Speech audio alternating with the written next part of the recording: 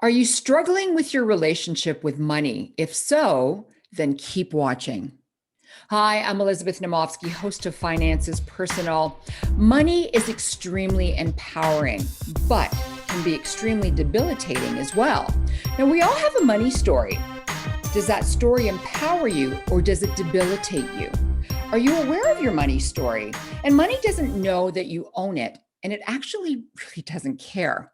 Today, I'm joined by Britni Ross, business and financial educator, who teaches entrepreneurial spirits how to master their money and live the lives that they desire. From budgeting to wealth building, her blog covers how to set up and manage all the money stuff in a person's life.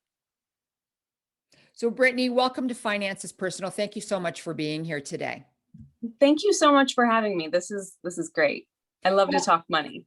I think we both do, which is fabulous. Now, I want to talk about your money.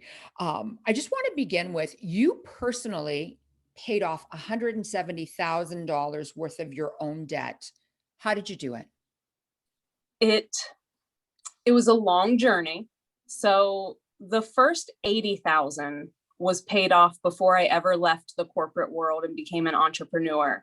And the way that my husband and I did it, we had a moment around 2007, 2008. Many of your viewers will probably remember that as the big crash. The biggest financial crisis that we've ever experienced.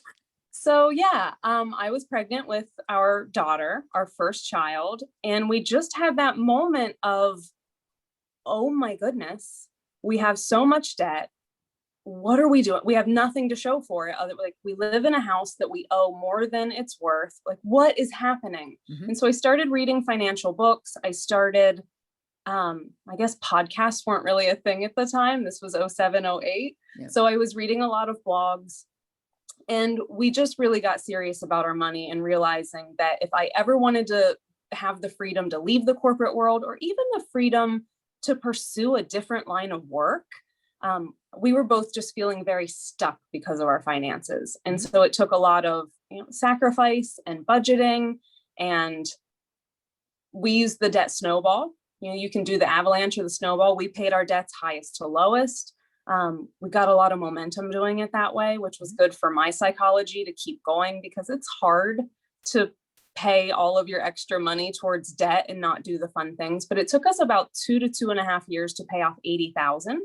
And then since then, we've bought a vehicle, paid it off. We've been paying down our house. And so the other 90,000 has come since then, just methodically working at it, but not feeling quite as stuck these days. I love the fact that you talk about freedom, freedom from debt. Is all debt bad? I used to think so. I used to buy into like all debt but your mortgage. You should have no debt. But as a business owner, I sell physical products online. And so we have to buy inventory. And I use debt for that. And I run that inventory through credit cards, and then I pay it off. I think debt, in the way it's used currently, very mindlessly, is bad when you're just impulsively putting things on credit without a plan. But if you need to use a small loan or a line of credit, and it's going to help you build a business, there's some sort of return that's going to come from it, and you have a plan to pay it off, I think debt can be a pretty powerful tool. You just got to be really careful. I love the fact that you said, if you have a plan, what should someone do if they hate the idea of budgeting, but they actually want to improve their finances? Right. So budget's the bad word, right? Nobody likes to think about like diet, right? It's like a diet. Exactly. So I don't like dieting either. Nobody does. But we do have to have a lifestyle around food the same way that we have to create a lifestyle around money. And so I think it was Tiffany Aliche, the budgetnista, who put me onto this idea of recently of your budget being your yes plan. So I don't look at budgets as being restrictive of all the things I can't spend my money on. My budget lets me say yes to things because I know the money's there ahead of time. So I think the biggest thing is to shift your mindset away from that idea that budgets are restrictive and that they're going to require a lot of sacrifice. Your budget is just your money in and your money out. Yeah. So if we can just reframe that and think of it as, well, it's just a plan for my money. And I Maybe love that the helps. fact that you said, like it's a positive thing. I always look at life as, the glass being half full, because you have to. We're surrounded by so much negativity that, a budget can be negative. Everything can be negative. And we really need to get out of that mindset, as you were saying. Now, what would you tell someone who's cut their expenses, but they still feel that they don't have enough money?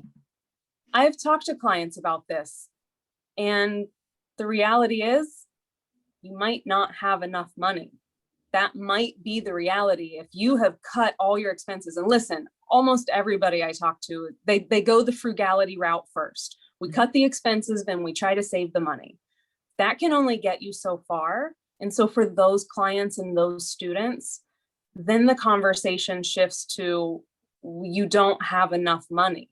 So how can we then start bringing in income? Because that seems to be where maybe the money problem is coming from. It's not a spending problem. Mm-hmm. It's an earning issue. And then we can get creative and come up with ways to start bringing in more income. Now, what steps did you take before you felt confident enough to quit your job and actually start your own business and be an entrepreneur? So I like to think of leaving the corporate world, starting a business is always a leap, right? It's never going to feel completely okay, like you've got it all under control. So when we're taking a leap off of a cliff, we want to see what's down below. And so some steps that you can take to clear that water that you're about to jump into, look for ways to test your ideas before you ever quit your day job. So I worked in the corporate world for 9 solid months while I was also building a business and working evenings and weekends. I had an unpaid maternity leave at the time. So during that maternity leave, once I was well enough and I had the energy after maternity leave, once I had a little bit of energy, I started using that time to work on my business as well. And then I started lining up, well, first you want to figure out what's the income that I even need to replace. And then what are the benefits I need to replace? Who do I need to talk to? I needed to talk to an accountant. I needed to talk to insurance agents. And I needed to get all of that information first. And so all of that was done over months and months and months of just planning and preparing and testing to make sure that I could earn an income. It's interesting that you were saying months and months and months of planning and testing. And yet with COVID, especially women have been hit the hardest with COVID. A lot of them have lost their jobs, and a lot of them have had to be very, very creative in reinventing themselves, creating new jobs for themselves. And, they've done a really good job, and they haven't had the opportunity that a lot of other entrepreneurs have had in the testing and the planning. No, COVID punched women in the face. Yeah. We really are bearing the brunt of this, and women of color even more so. Yeah, it's been hard to try and plan and test these ideas, but I've been looking at some of the data that a lot of small businesses were actually born out of COVID, because necessity is the mother of all invention. And Absolutely. I just want to see a world where more and more women are better with money and becoming entrepreneurs. Either or, this world gets better. And that's why I think you do the work that you do. And that's why I created the show as well, because it is an avenue for women to educate themselves and learn new things and actually feel empowered so that they can go forward and do whatever it is that they need to do to be successful with money. And I believe you've created a safe space for those women to be able to learn that without feeling the shame of not knowing it. And you know what? You're right. Shame. Everybody feels shame when it comes to debt. We're enshrined in this, and we really need to get away from that mindset. Agree. Now, there's so many people out there that, try to give advice or talk about, what you should do. But I want to talk about some of the worst advice you've heard given about money and or personal finance. I actually wrote about one of these today, and that is the goal that you should have a 0 credit score. That works really well when you already have millions and millions in the bank and you can buy whatever you want with cash. Right. But until that happens, bad credit is expensive. Mm-hmm. And so there just seems to be this thought that you don't want to have credit, that it's better because that's a debt score and you're not supposed to be in any sort of debt. And all I can think is, what are you going to do when you need that mortgage and you don't qualify for a good rate? And then another piece of advice that I've heard thrown around is that you shouldn't start investing until you've paid off your debt. And had I done that, I wouldn't have the retirement account that I do. I started investing very early in my 20s. Thankfully, I had a mother who, as soon as I had a job that had a 401k, I thought you had to sign up. She convinced me that it was like a requirement. Mm-hmm. So I've always invested in my retirement. And if I had waited until I was out of debt, I just wouldn't have the balances that I do. So I think those are both two not wise, one size fits all pieces of advice. You're very fortunate to have a mother that guided you and told you what to do. I'm fortunate as well too, because my parents, told me, do this and don't do that type of thing. But I've been speaking to a lot of university students right now, and that's one of the things that I've been saying to them. We work so hard in school that we're told to get really, really good grades to get to the, best university. Then you're in university, you want really good grades to get the best job, best paying job. You get the best paying job. And then now what do? Nobody's been told what to do with their money. So I've been telling a lot of university students, and I just did the convocation speech for Mohawk College, telling them, as soon as you get a job, start saving money, put money aside. You will thank me for it, because they need to understand you need to start young, which is what we both have done. Yes, absolutely. I don't think the idea of compound interest really sinks in until years and years later, and you go, oh, that's how compound interest works. But it also works in a negative way with your credit cards, right? And yes, that's when a lot of people don't understand how compounded interest works. That's why Visa and MasterCard have the big bucks. Now, you talk a lot about stories we tell ourselves about money. What does that mean? Can you elaborate on that? So I've been doing a lot of work. I have a friend who loves to talk about language and the stories we're telling ourselves and others and how that sculpts our reality. And so we get into these really in-depth conversations, and I'm learning a lot about how I speak about money and the way I talk about it, saying things like, I can't afford that. That was old money language and an old money story that I was telling myself, like someone else, that those kinds of things are for somebody else, not for someone like me. And instead of saying things like, I can't afford that, I've decided to, when I'm aware of my language, to start flipping it into, well, I'm using my money for something that I value more. It's not that I can't afford that. Maybe I can't afford it right now, but if I created a savings plan, then maybe I could achieve this thing. So I like to pay a lot of attention to the language that we're using around money, but also what are the stories the people around us, our culture, our society have taught us about money, our families, our religions. I mean, there's so many layers of what we believe is right and wrong about money that we've never really put under any level of scrutiny. And so I always challenge clients and students, like, what is it you're saying? What is it you're thinking about money? And this is ongoing work in progress type work. I didn't even realize I had a cap. I had created some sort of a mental anchor around the number 50,000. Okay. And so my income level stagnated around 50,000, which is a fantastic income for a lot of people. But I had created some sort of a mental anchor around that. And my friend pointed it out so politely. And she was like, you are forbidden from using the number 50,000 in any of our conversations going forward. But the mind is a very powerful thing. And so we need to be careful. I think one of the key things with that too is, yeah, the mind is a very powerful thing, and we need to start looking at things as a positive rather than a negative to keep bringing us down.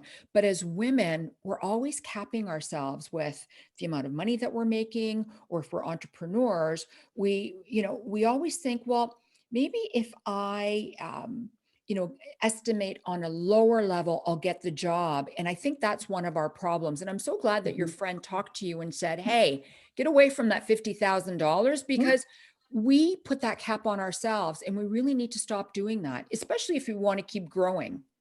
Yeah, and I think that we can also have these beliefs that like wealth is bad, except I'm learning that money doesn't really change who we are, it amplifies who we are. So if you're a good, kind, giving person already, more money isn't going to change that. You're just going to do wonderful things for your family and your community. And that's what we need.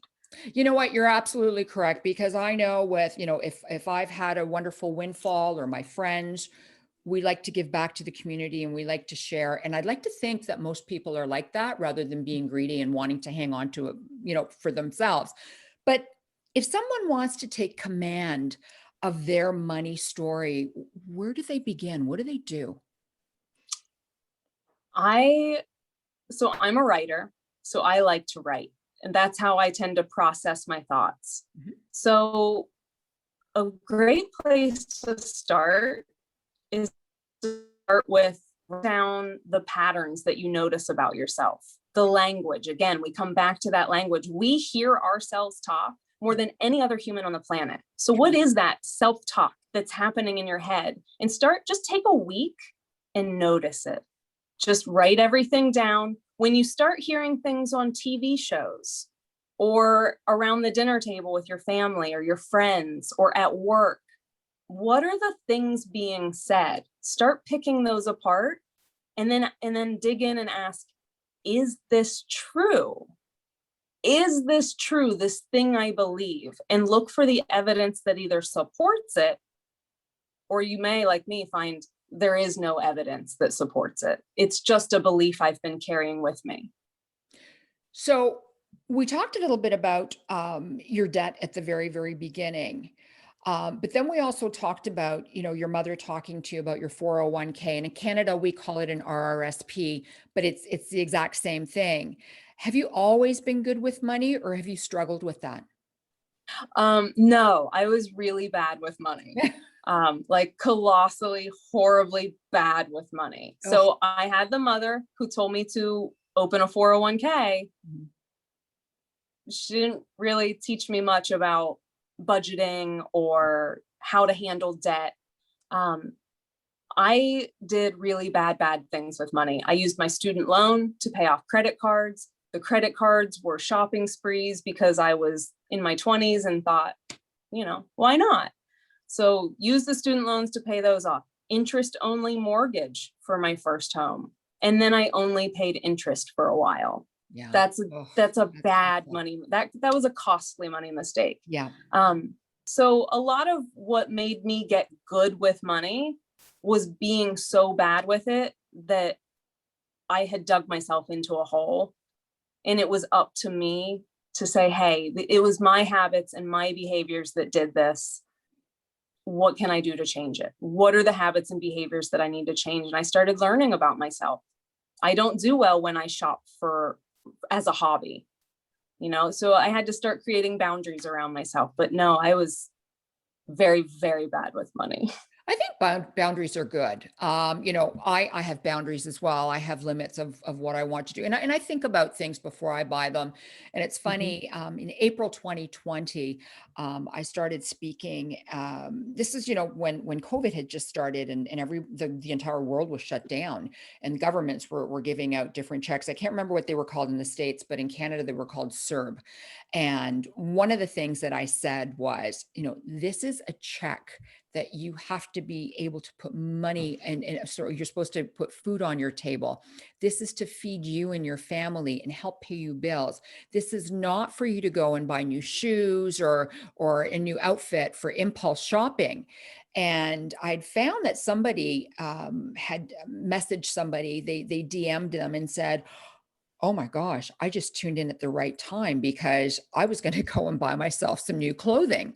And this is something that we have to be mindful of, just as you were saying. I mean, just because you're making some money or you have some extra money doesn't mean that you can be, the best impulse shopper out there, or just because you want to buy it, you just end up buying it.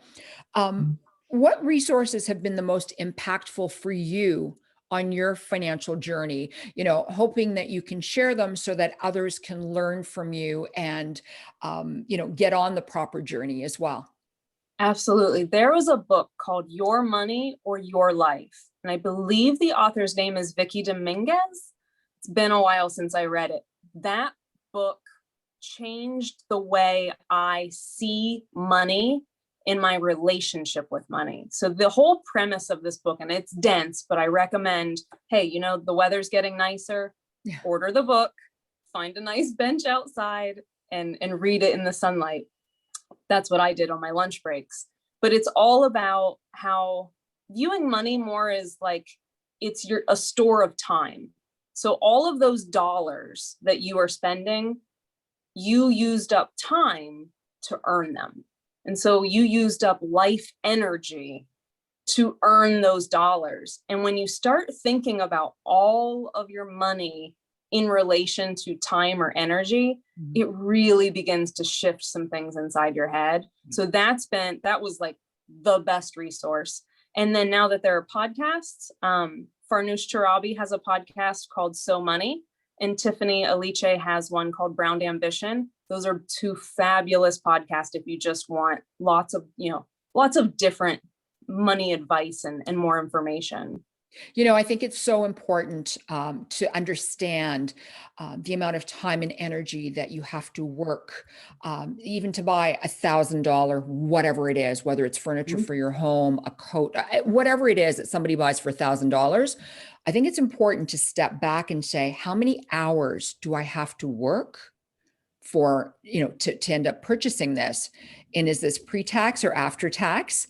And because it adds up. And it adds up, especially if you make, $15 an hour, $20 an hour, $25 an hour. But I mean, it's a lot of work hours that you have to put in order to purchase something like that. And a lot of people don't think about that because they want it. Absolutely. And it's a really fun thing to do if you have children. This is a way for that they can really understand money. I work this many hours, I get this much money. That's a video game. Or that's my kids love video games. That's all they love. So people always say, oh, the rich just keep getting richer. But you say that's because their money story has always been different. How is their money story different than somebody who isn't quote unquote rich? I think that first of all, they talk about money more with as parents, they talk about money more with their children. They seem to teach them more about how the system works. Where growing up, I grew up middle class, and the messaging I always got was that being rich was somehow wrong because those were greedy people. And then that if you work hard, you deserve nice things. And I'm like, these aren't great money lessons. Right. They're actually not money lessons at all. They're just some things that you're saying. I didn't learn about how mortgages worked until I had a mortgage. And I just see that the wealthier among us tend to recognize the value in that sort of education, and they tend to pass it on to their children. And I've noticed also a lot of wealthier people seem to think in terms of opportunity versus obstacles. And so I'm always trying to shift that thinking into, you're going to have obstacles. You are going to find yourselves in circumstances. And I don't want to be flippant because there are people who are really struggling. Yeah. But having a mindset where you only recognize obstacles won't get you through your obstacles. So if we want to get through to the other side, we really have to shift How we think. And then forgot the millionaire next door. So reading about how the wealthy, how the real, because we always think of the wealthy as the Jeff Bezoses, those like, but there are a lot of millionaires out there who look just like you and I and everyone else. So I like to learn more from them. What are they doing? Because I don't want Jeff Bezos' life. Yeah, I don't think anybody does. That's just too uber insane. Yes, I want wealth because for me, wealth is security. Yes. For me, wealth is going to take care of me in the future, Yeah. So that my children don't have to. So that's the level of wealth I'm always aspiring to and thinking about. I've often said, I just want to be able to be comfortable. I don't need to be a multi-gazillionaire. I don't really want that. But, if I wanted to fly out and visit you in the States, I wouldn't have to think twice about it. After COVID, after we all be vaccinated, but you know what I mean? Yes. I would like to personally be in a way where I don't even have to think about it. Like it's, if I want to come out and see a friend, I'd come out and see a friend and I don't have to, save for 2 years for a flight or something like that. Yes. I want, and this is what I want for everyone else. I want everyone to be in a very comfortable money mindset where, you start saving and you've got that positive outlook that you're talking about, and you've got a positive money story where, 5 years, 10 years from now, you actually don't have to worry about putting food on your table. That's what I want for everybody and for myself as well. Yeah. I don't want you to be obsessed with money. I want you to be obsessed with your life. Yeah. And to have money not be the worry that's constantly holding you back. Yeah, absolutely. Now, what are one or two easy, quick things that someone could do right now to be better with money? Like just something that'll help them out right now so that, 5 years from now, they say, oh, thank you so much, Britni. So the first thing, and this is going to seem so basic, but honestly, I don't see enough people do it.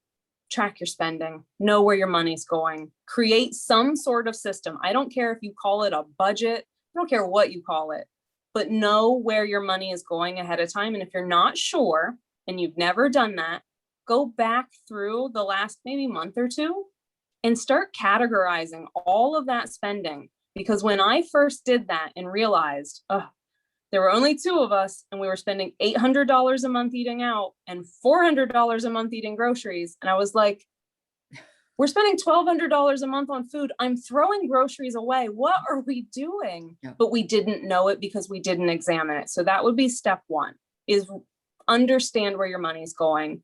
And then step two, if you have debt, is make a list. You need to know, what are all of your debts? What are the interest rates? What are the minimum payments? Get them all on one sheet of paper. So then you can start making a plan. But if you keep ignoring it, the uncertainty that's where your anxiety around money is coming from, is the uncertainty. I promise it might be as bad as you think it is. It's better to know that, because then your brain will start automatically working on solutions. It'll work on solutions while you sleep, but you've got to let it know what the problem is. You've got to give it the right information to process. And the key too is, just to add to that, never just pay the minimum on your credit cards. Always pay more than the minimum, just to get rid of that debt and just get rid of it very quickly. Britni, Yes. any words of wisdom before we go? I'm going to close out. This is a Navy SEAL mantra that I have adopted for myself, because we're always in a hurry and we're always in a rush and we think we don't have enough time. Slow is smooth and smooth is fast. So take your time. You don't have to get all of this financial stuff figured out tomorrow or this month or even this year. Trust me, I've been learning about money now for the better half of 15 years. And I'm still learning. Every time you get to a new level, there are going to be new things to learn. So take your time. Slow is smooth and smooth is fast. We're always learning. Britni, thank you so much for being here with me today. Thank you so much. This was so fun. It really was. As Britni says, money isn't the root of all evil. Money is just a tool, just as food is a tool. And we're the ones that give the tool a story. And you need to learn how to use it to your advantage. Forget about FOMO, the fear of missing out, or YOLO, you only live once. Focus on your own personal money story and empower yourself by knowing your money and your debt. And if you like this video, click like. Please read the disclaimer on my YouTube description because it really is important. And please look out for my next episode and remember to subscribe to my YouTube channel. You'll automatically get new video alerts. And follow me on Twitter at E Naumovski. Thank you so much for watching. Bye for now.